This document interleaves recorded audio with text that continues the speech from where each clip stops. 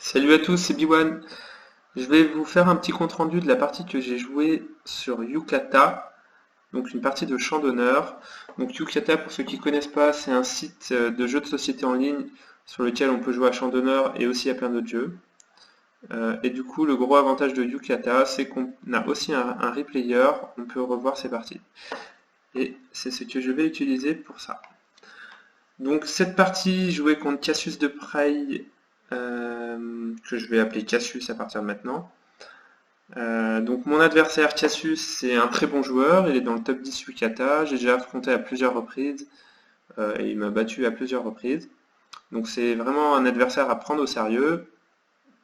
Et ce que je peux te dire de lui, c'est que c'est un adversaire plutôt solide et qui a un jeu, on va dire, plutôt classique. À l'inverse, il y a certains joueurs qui vont être assez créatifs et tenter des choses. Je sais que Cassius, c'est pas trop son genre. Il va plutôt jouer en ligne, on va dire. Moi, j'ai à peu près le même style de jeu que lui, et d'ailleurs, quand on discute de choses et d'autres, on est souvent sur la même longueur d'onde. Donc en fait, voilà, on va commencer par le draft. Donc le draft, donc Cassius a gagné le toss. Donc c'est une partie en drafting classique, et on a ajouté l'option pour que le joueur qui gagne le toss choisisse soit de jouer en deuxième, soit l'ordre du draft.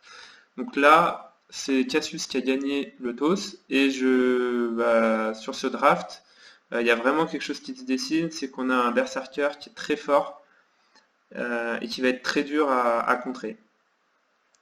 Donc je m'attends à ce que Cassius choisisse le draft et le first pick dans tous les cas.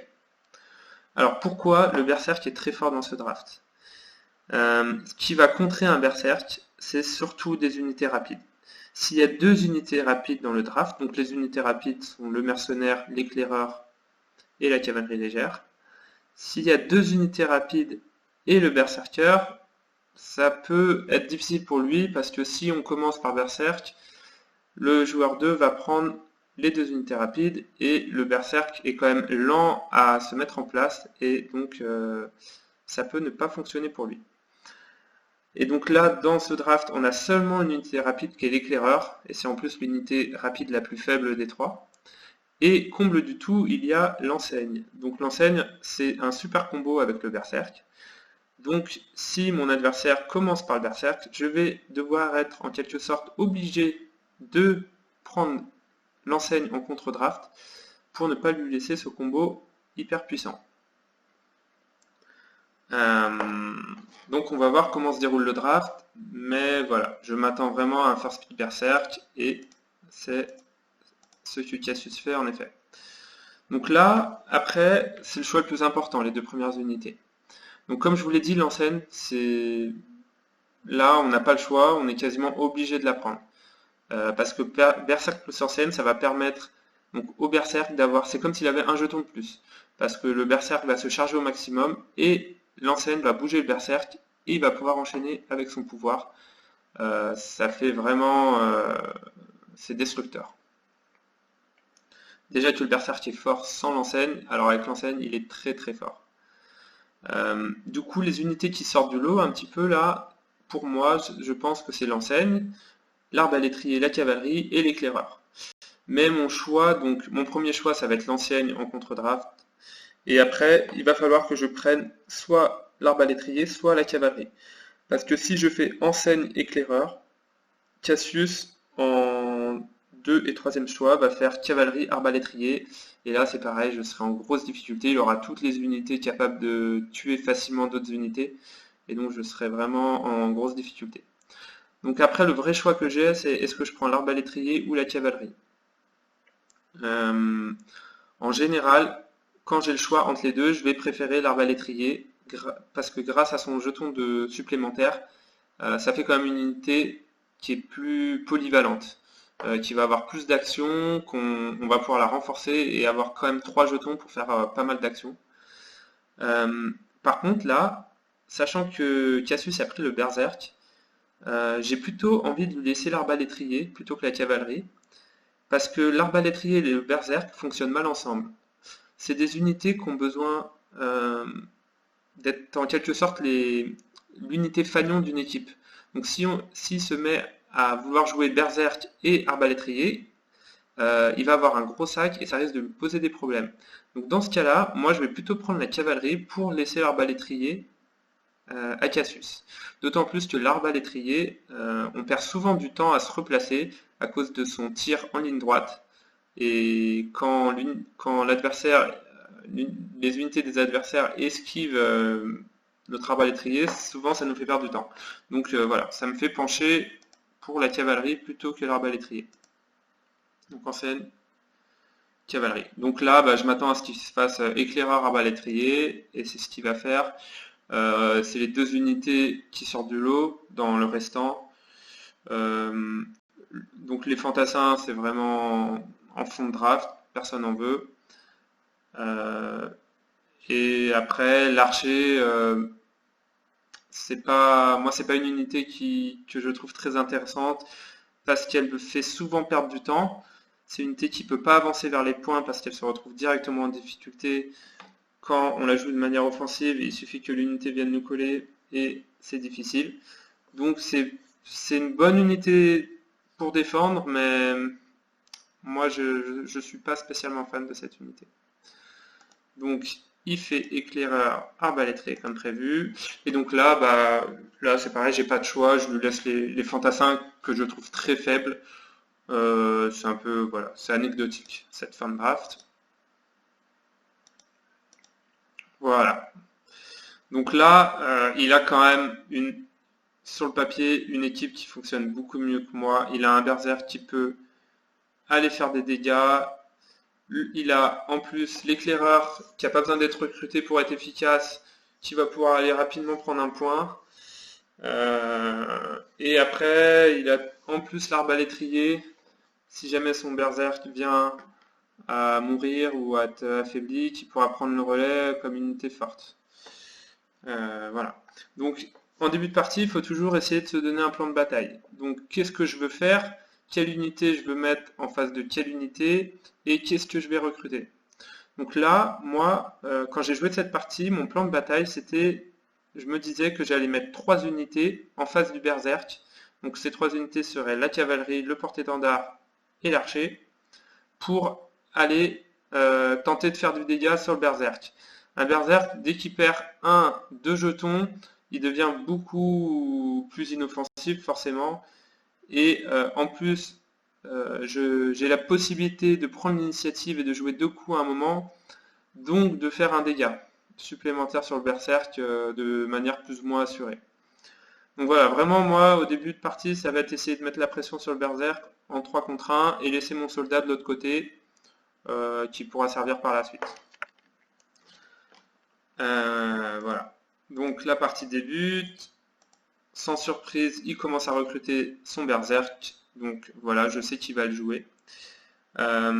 Petite chose, il faut pas trop... il faut essayer de se tenir à ce qu'on se dit en début de partie et pas se laisser aller en fonction de comment sort notre premier sac. J'ai l'impression que beaucoup de joueurs sont tentés du coup de voir un peu quelle unité sort en premier et du coup de la jouer en priorité. Dans votre draft, normalement, vous avez des unités fortes que vous avez repérées et c'est vraiment ces unités-là qu'il va falloir jouer. Quitte, même si elles arrivent à la fin du sac, c'est pas grave, on fait avec. Quitte à faire un premier sac pas terrible, vaut mieux avoir une bonne unité qui avance, qui va occuper l'espace sur le plateau, que la laisser derrière et mettre ces unités un peu moins puissantes devant. Là, typiquement, c'est ma cavalerie que j'ai envie de faire avancer et prendre position sur le plateau, d'autant qu'elle a une attaque à distance. Voilà, ça va être... ma stratégie se base autour de la cavalerie sur cette partie. Donc forcément, je vais recruter la cavalerie. Et ce qui est important aussi, c'est, vous voyez là j'ai la cavalerie, j'aurais pu la déployer directement, mais c'est de toujours retarder au maximum le moment où on déploie son unité. C'est toujours mieux de jouer en réaction. Donc bien sûr, normalement, on n'est pas censé voir les jetons de Cassius, hein, donc on va faire on va faire toute la réflexion sans prendre en compte ce qu'il avait dans la main. Donc il recrute un deuxième berserk. Moi, mon archer, j'ai pas envie de le sortir maintenant parce que l'archer, ça va toujours derrière une unité corps à corps, donc derrière ma cavalerie ou mon soldat. Donc voilà, j'ai pas envie de le recruter maintenant. Il n'y a aucun intérêt. Je recrute ma deuxième cavalerie. Et donc là, il déploie son berserk. Et mon plan, c'est de mettre la cavalerie en face pour essayer d'aller lui faire des dégâts. Donc là, mon deuxième sac... voilà, il y a une action intéressante. Donc là, Cassius, il décide directement de renforcer son berserk plutôt que de l'avancer. Donc pourquoi il fait ça, Cassius? En fait, il a peur que ma cavalerie avance d'une case, que je place le porte-étendard derrière et que je la fasse avancer de notre case. Dans ce cas-là, à la fin du premier sac, son berserk, avec un seul jeton qui a donc avancé soit sur cette case, soit sur cette case, se retrouve en position de faiblesse vis-à-vis de ma cavalerie. S'il ne tire pas deux berserk au son sac d'après, ou si je prends l'initiative, je peux directement éliminer son berserk. Et là, pour lui, c'est catastrophique parce que ça lui fait perdre du temps. Moi, ma cavalerie, elle aura avancé et sera sur le point de contrôle avancé de l'ennemi. Donc en fait, il décide de la jouer sûre et c'est très bien joué. Voilà. Il faut faire très attention, notamment quand il y a en face des lanciers. Le lancier peut vite aller vous faire un dégât très rapidement. Donc pareil, on est prudent. Donc là, après peut-être, par contre, il aurait pu attendre pour renforcer son berserk, attendre de voir si j'allais sortir mon porte-étendard, avancer ma cavalerie, etc. Bon, il joue comme ça, pourquoi pas.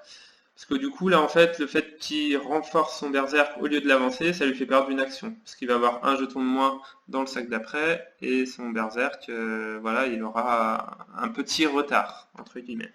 Mais qui n'est pas du tout... Voilà. C'est trop risqué, en fait. Le jeu en vaut pas la chandelle de sortir son berserk comme ça. Hein. Donc là, je décide de recruter un porte-étendard pour accélérer un peu mon départ et ça va me permettre de bouger mon soldat et ma cavalerie au cours de la partie.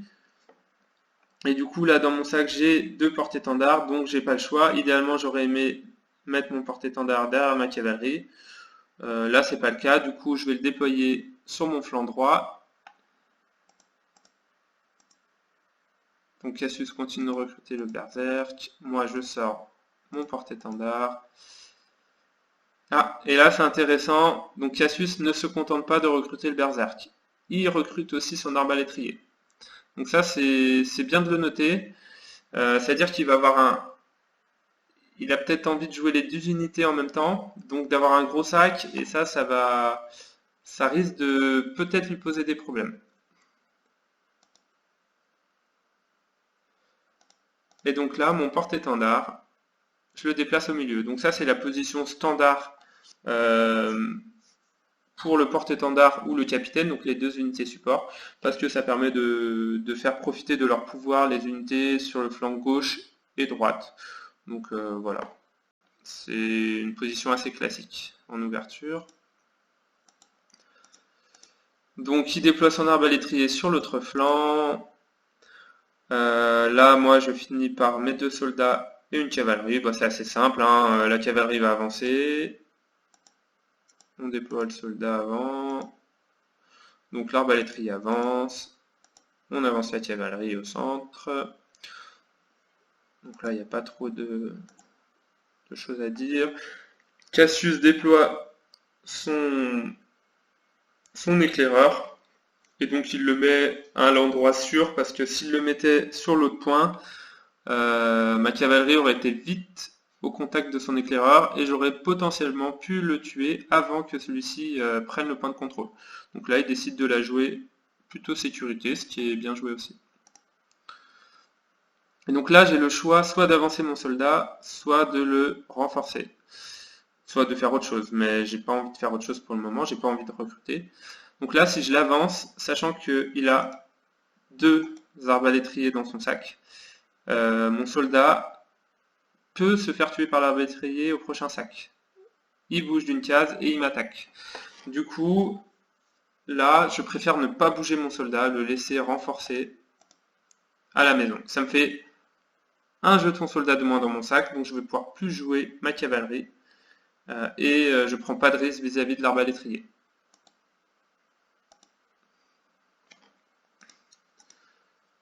Donc là, il recrute son fantassin derrière.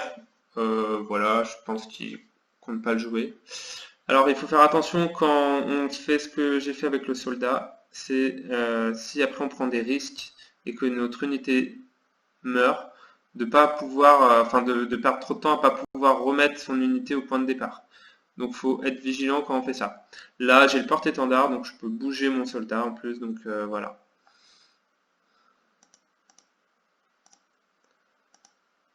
Donc là, je décide de recruter un petit soldat pour... parce que lui, pour l'instant, sa mission, ça va être de prendre son point à droite.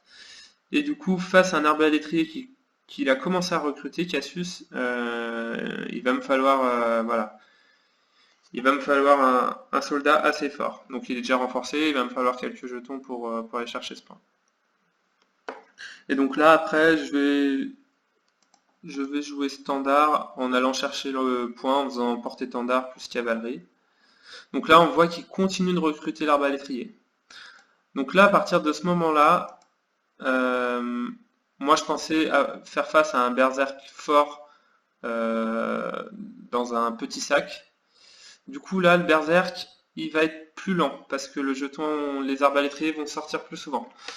Donc peut-être que là, à ce moment-là, je vais plutôt essayer d'esquiver le berserk plutôt que d'aller engager un tête-à-tête avec ma cavalerie qui se déroulera. Il y a peu de chances que je m'en sorte bien.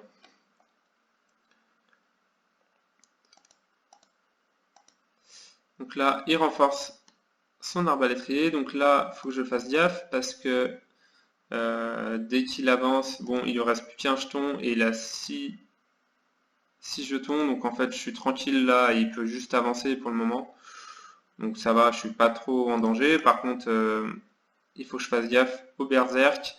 Là actuellement, il peut faire que 2 actions, mais à partir du jeton supplémentaire, voilà, quand on a un berserk en face, il faut toujours penser à combien d'actions il peut faire. Donc là actuellement, il est renforcé une fois, il peut faire 2 actions. À partir du moment où il peut faire 3 actions, donc 2 déplacements et un dégât, là, il faut que je fasse gaffe. Donc pour l'instant, ça va, j'ai le temps. Moi, j'ai un petit sac.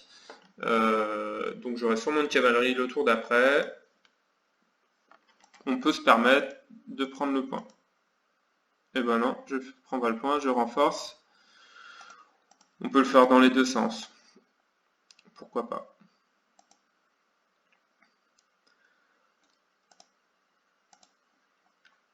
Alors, qu'est-ce qu'il va nous faire le Cassius? Il prend le point de contrôle avec son éclaireur, c'est standard. Donc là, je prends le point de contrôle avec ma cavalerie, et c'est là où on va avoir un choix à faire. Soit on veut aller chercher le berserk, soit on va plutôt se déporter sur l'arbalétrier et essayer de fuir le berserk. Donc là, on a un troisième berserk, donc là c'est compliqué. Avancer ma cavalerie, au prochain jeton berserk, je me ferai dézinguer, et en plus maintenant j'ai renforcé ma cavalerie. Donc en fait, si je compte attaquer le berserk, quand celui-ci va réagir, il va sûrement me tuer ma cavalerie et mes 2 jetons d'un coup. Donc en fait là, ma stratégie change à partir de ce moment-là. Je vais plutôt me mettre en mode, on va essayer de retarder le berserk. Et là en plus, j'ai eu un super tirage. Je peux déplacer ma cavalerie et j'ai mes archers derrière. Donc je vais pouvoir mettre mon archer là où est ma cavalerie. Bon, cet archer, face au berserk, il fera pas le poids, mais il va peut-être pouvoir ralentir le berserk ou tenir le point de contrôle, voilà, prendre un dégât, faire perdre du temps au berserk.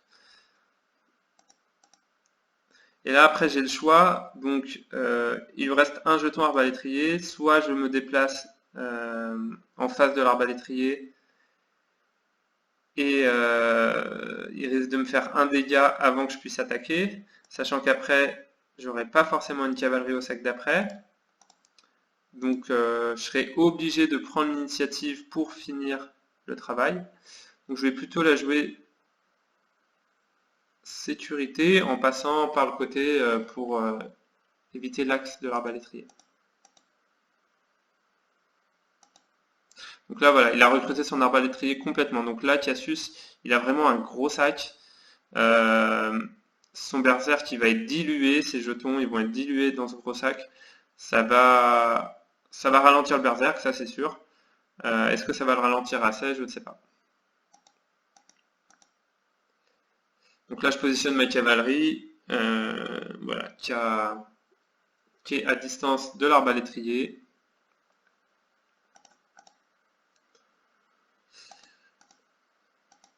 Donc là, il déplace le berserk. Donc on voit déjà qu'il s'oriente par le côté.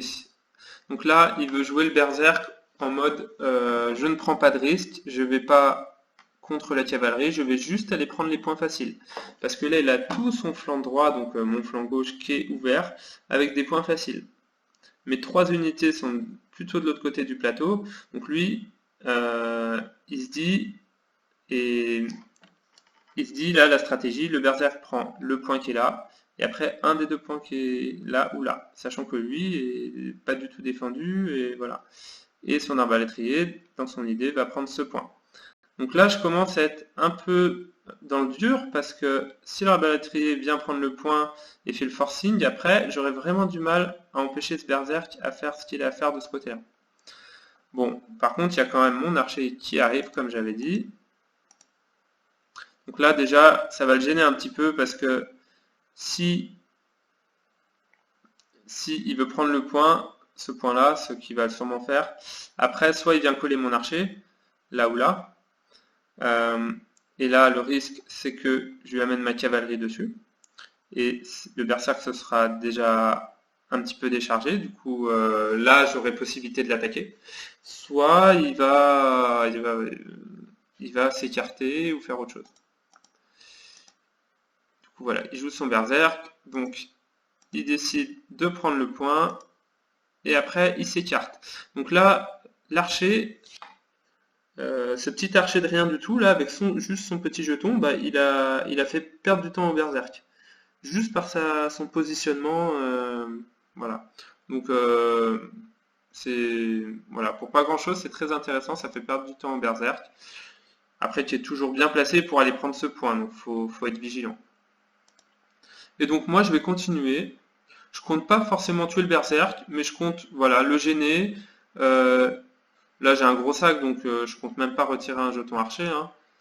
Mais voilà, je mets son berserk, il pourra pas rester là, donc il faudra qu'il le bouge. Ça peut le gêner. Et donc là, qu'est-ce qu'il fait Cassius? Il passe. Et là du coup. Donc là du coup, ça commence à être compliqué parce que l'arbalétrier peut monter, encaisser le point, encaisser un dégât et prendre le point. Et après, le berserk, il peut aller prendre le point qui est juste en dessous de lui. Donc là, je commence à être en situation compliquée, il faut que je prenne des risques. De toute façon, dans cette partie, avec ce draft, je sais qu'il faut que je prenne des risques. Sinon, si je suis trop attentiste, ça va mal se passer. Donc là, il y a peu de chances qu'il ait 2 arbalétriers quand même dans sa main. Bon, en l'occurrence, il les a, mais il y a peu de chances vu qu'il vient de repiocher son sac.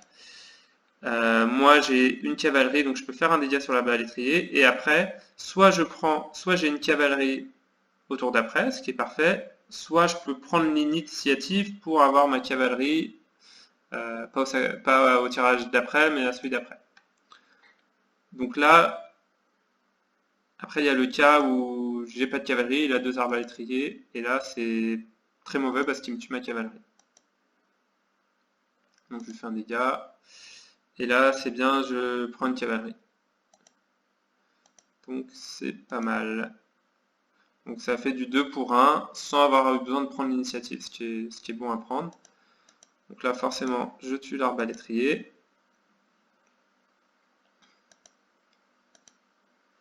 Donc là il commence à renforcer son berserk. Mon archer il peut pas faire grand chose de toute façon. Et donc là, on commence à mettre en branle le soldat pour qu'il aille prendre son point. Et du coup, le point qui est en bas à gauche, j'arriverai pas à le prendre juste avec mon archer. Donc il faut que je commence à envisager mon 6e point. Donc là, j'ai lui qui est facile, 5. Donc le 6e, ça sera celui où il y a l'éclaireur. Il faudra que j'aille attaquer avec ma cavalerie plus mon soldat. Pendant ce temps, mon archer va essayer de retarder le berserk en tenant ce point-là.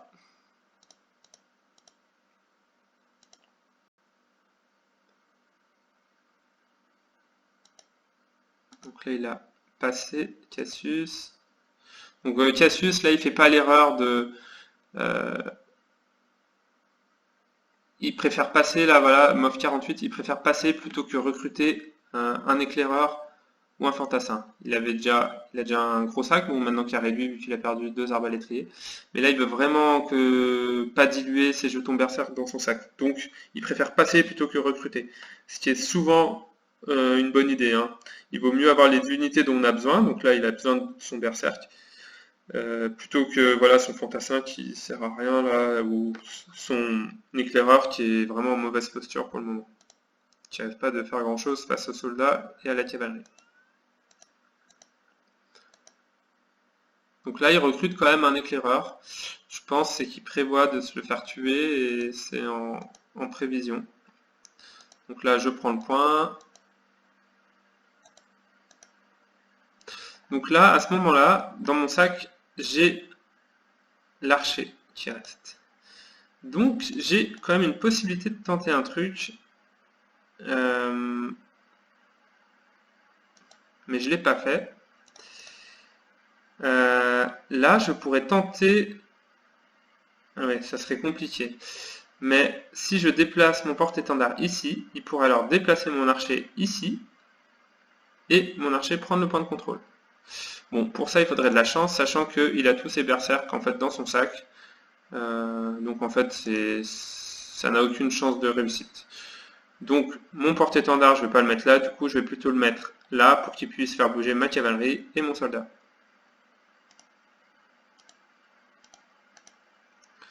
Donc là il remet son arbalétrier de ce côté là. Donc côté droit je suis vraiment en force. Là j'ai un soldat que j'en ai recruté encore un, donc j'ai 2 jetons plus ma cavalerie contre un fantassin pas recruté et un éclaireur. Donc là je suis vraiment en position de force sur ce flanc et je pense qu'il va essayer de me faire perdre du temps à protéger ces 2 points. Donc là ça va être une petite course à la montre pour prendre ce point avant qu'il reprenne mon point. Donc mon porte-étendard je le mets pour qu'il puisse déplacer mes 2 unités. Donc là, voilà, il se déplace parce qu'il sait que je peux avoir un archer et qu'il est à portée. Donc c'est très bien joué. Donc là, pourquoi je fais ça? C'est assez bizarre en soi. En fait, à la fin de ce sac, je vais remettre mes jetons dans le sac, donc potentiellement pouvoir tirer l'archer. Donc en fait, là, le berserk, il est obligé de me tuer. Donc de perdre une action à me tuer. Et ça va protéger ce point-là en fait en faisant ça. Parce que du coup il peut pas... voilà. La cavalerie va prendre ce point et ça c'est mon 6e. Donc il est obligé de tuer cet archer avant que je fasse mon sac. Donc en sacrifiant cet archer, je protège ce point en fait. Et ça lui met la pression, voilà, ça l'oblige à aller là. Donc voilà, c'est ce qu'il fait, il tue l'archer. Donc ma cavalerie prend le point. Et donc là, on va voir ce qu'il fait. Donc voilà, comme je vous disais, il commence à protéger ses points parce qu'il sent que voilà, là, il y a de la tension là, il veut me faire perdre du temps pendant que son berserk s'occupe de ce côté-là. Et ben, donc là, je peux me mettre là, comme ça laisse cette place-là au soldat, sachant que le fantassin n'est pas recruté, donc il n'est pas dangereux, il ne peut pas m'attaquer. Et en plus, il vient de refaire son sac. Faut bien faire attention à ça, parce que si son sac, il allait le refaire au coup d'après, par exemple, il aurait pu recruter à ce moment-là un fantassin et me mettre un peu, voilà, me tuer ma cavalerie. avec un tirage de fantassin. Donc là, pareil, il remet un éclaireur pour protéger. Donc là, mon porte-étendard fait avancer mon soldat. Donc le soldat, il est super pour reprendre, pour monter sur les points, donc faire un dégât plus un mouvement. Donc là, il avance son berserk. Donc là, je sens que je vais pas avoir le temps de défendre ce point. Après, il a peut-être pas le berserk tout de suite. Donc c'est jouable. Après, il me reste un soldat dans le sac. Donc si je monte sur le point, est-ce que je prends l'initiative? Mais bon, déjà on monte sur le point. Et là, j'ai la possibilité de prendre l'initiative pour finir. Si jamais il reprend pas ce point. Mais il va bien sûr reprendre ce point avec son dernier berserk. Et donc là c'est pareil, on serait tenté de reprendre l'initiative pour essayer d'avoir ce porte-étendard et pour tuer le berserk. Mais est-ce que c'est si important maintenant que le berserk a repris le point de faire ce dégât? En fait l'initiative, faut vraiment la prendre quand il y a une grosse valeur ajoutée. Là la valeur ajoutée elle me semble pas essentielle. Sachant qu'en plus l'adversaire, quand vous avez la possibilité de prendre l'initiative, il y a plein de choses qu'il ne peut pas se permettre de faire. Ça lui met une pression constante et donc prendre l'initiative, il faut vraiment que ça soit une action très importante. Bon, des fois on n'a pas le choix parce qu'on est tellement en difficulté qu'on doit le faire, mais là par exemple on pourrait tenter voilà, de prendre l'initiative parce que, et en plus j'ai pas 100% de chance de réussite de tirer mon porte-étendard pour tuer le berserk, mais je suis pas sûr que ça accomplirait grand chose.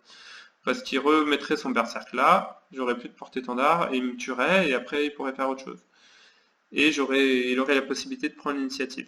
Donc là je vais plutôt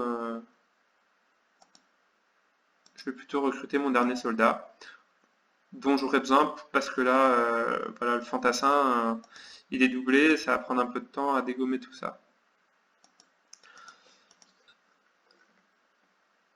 Et en plus, il aurait pu ne pas avoir son berserk. Il y avait ça aussi, et il a chopé son dernier berserk qui lui a permis de tuer le porte-étendard. Donc il y avait ça aussi, il y avait des chances que...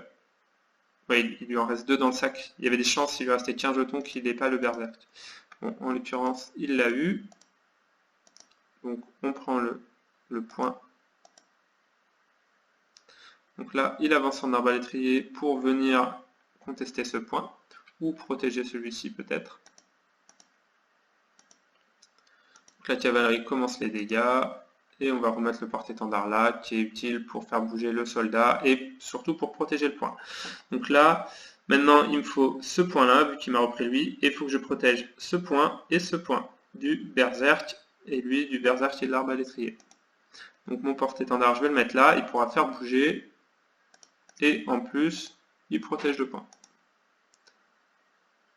Donc là il a recruté un fantassin. Donc dans son idée, c'est de pouvoir tuer, avec un peu de chance, s'il l'avait eu, tuer la cavalerie ou renforcer pour me faire perdre du temps.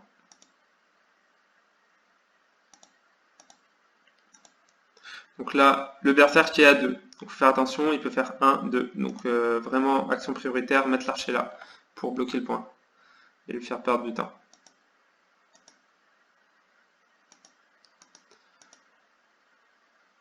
Donc il recrute un éclaireur, il n'en restait plus qu'un.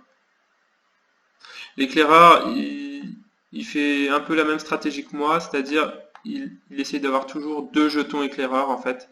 Dès qu'on lui tue un éclaireur, il en recrute un de nouveau. Ça permet à l'éclaireur en fait de, quand on est adjacent à un point ennemi, de le déployer sur le point et de prendre le point. C'est on va dire l'utilisation la plus classique de l'éclaireur et la plus simple. Donc là, je tue pour faire place. Là, il déplace son arbalétrier pour empêcher ma cavalerie de monter. Donc ça empêche ma cavalerie de monter. Mais de toute façon, ma cavalerie, j'ai pas envie de monter parce que dans mon sac, il me reste 3 soldats et un porte-étendard. Donc c'est plutôt mon soldat que je vais amener sur le point. Donc là, du coup, bah voilà, c'est assez simple. Je vais plutôt décider d'attaquer l'arbalétrier. Donc là, la situation est bonne, et en plus, j'ai la main pour finir. J'ai eu 3 soldats. Après, il n'y avait que si j'avais le saut où ça me posait un problème, parce que le porte-étendard aurait pu me permettre de bouger le soldat. Par contre, là où il faut faire gaffe, c'est est-ce qu'il a le temps, lui. Donc 1, 2. Il a le temps s'il a ses 3 berserks, en fait. Donc c'est compliqué pour lui. Donc là, on avance vers le point. Alors ça, par contre, là, il déploie un fantassin. Je trouve pas ça super bien joué. Face à un soldat, ça sert à rien, en fait, parce que ça protège pas spécialement le point. Donc là, il doit se douter que j'ai encore un soldat. Surtout que, en fait, j'ai forcément un soldat, parce que j'ai joué un soldat pour me déplacer. Donc si jamais j'avais le porte-étendard, j'aurais joué le porte-étendard. Donc c'est pas possible que je n'ai pas de soldat. Donc là, ça sert à rien en fait, ça défend rien du tout.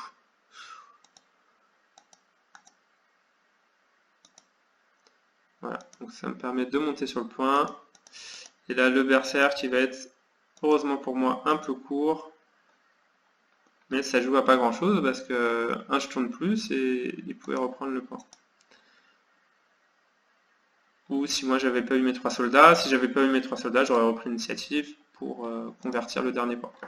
Donc voilà mon 6e point. Donc là en fait ce qu'on peut dire c'est que je pense que Cassius, on a discuté après la partie, on fait souvent des débriefings, ça a été une erreur de recruter son arbalétrier parce que du coup son berserk est sorti, ses jetons sont sortis moins souvent, et donc ça l'a dilué dans le sac et il a été moins efficace sur son flanc alors qu'il avait le champ totalement ouvert, il avait juste un archer. Et ce petit archer, mine de rien, il lui a fait perdre 2 actions. Donc une action, il a été obligé de reculer, et une action, il a été obligé de tuer. Et ces 2 actions, finalement, elles font la différence là, parce qu'il n'a pas le temps de reprendre ce point. Sans ce petit archer là, il aurait pu reprendre le point. Voilà ce que j'ai à dire sur cette partie. Donc je l'ai trouvé intéressante parce que c'était un draft compliqué. Après, il y a une autre petite erreur qu'on pensait que Cassius avait fait, c'était sur le mauve, c'était avant que son arbalétrier meure. Donc c'est avant. Tac, tac, tac. Voilà, je crois que c'est à ce moment-là, exactement à ce moment-là. Il pense, et je pense que c'est une bonne idée, il aurait dû tripler son arbalétrier. Soit tripler, comme ça ma cavalerie aurait pas pu le tuer en un sac, et lui, il lui aurait resté 2 jetons pour tuer ma cavalerie. Soit monter sur le point pour prendre le point et défendre, ça m'aurait fait perdre du temps, il aurait pris le point, etc. Sachant que là, s'il prend le point, il est à 5, et après il lui reste un point à prendre, donc ça ou ça. Et là, c'est compliqué à défendre pour moi. Donc voilà, ça c'est un coup, je pense, décisif où il a peut-être fait une erreur. Mais ceci dit, à part ça, il a très bien joué. Donc voilà, j'espère que ce format vous a plu et que c'était pas trop long.